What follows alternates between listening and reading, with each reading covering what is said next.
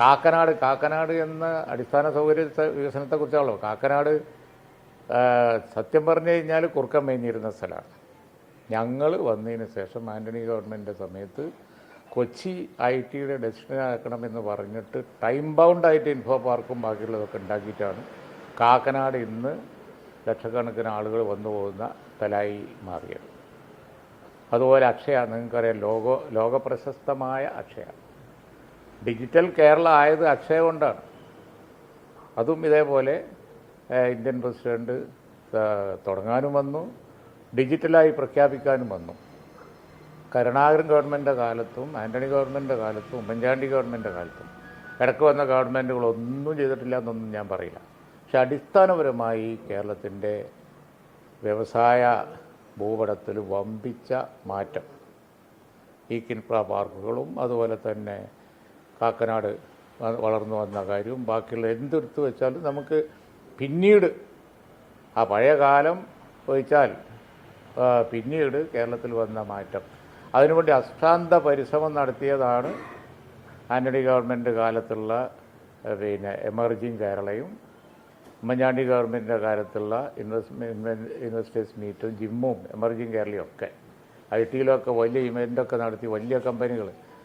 ആൻ്റണി മുഖ്യമന്ത്രിയായിരുന്ന കാലത്ത് അദ്ദേഹം പോയി ഇൻഫോസിസ് ക്യാമ്പസിൽ അവരെ ഇൻവെസ്റ്റേഴ്സിനെ കൊണ്ടുവരാൻ വേണ്ടി. സാധാരണഗതിയിൽ ആൻ്റണി അങ്ങനെയൊന്നും പോകുന്നതല്ല. പോയി ക്യാമ്പസ് പോയി ചർച്ച നടത്തി തുടർന്ന് അവർ സ്വന്തമായ IT പാർക്ക് തിരുവനന്തപുരത്ത് തുടങ്ങി, ഇൻഫോസിസ്.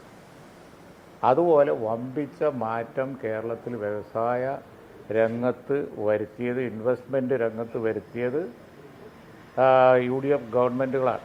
നമുക്കറിയാം, ഇന്നിപ്പോൾ ഇടതുപക്ഷ ഗവൺമെൻറ് അവകാശപ്പെടുന്ന ഒരു കാര്യം എന്ന് പറയുന്നത് സ്റ്റാർട്ടപ്പുകളാണ്. ഏത് സ്റ്റാർട്ടപ്പ് വരണമെങ്കിലും ഏത് IT ഡെവലപ്മെൻറ്റ് വരണമെങ്കിലും ഒക്കെ ക്വാളിഫൈഡായ ടെക്നിക്കലായ ആളുകൾ പാസ്സായി വരണം. എഞ്ചിനീയറിംഗ് കോളേജുകൾ വേണ്ടേ, പ്രൊഫഷണൽ കോളേജുകൾ വേണ്ടേ?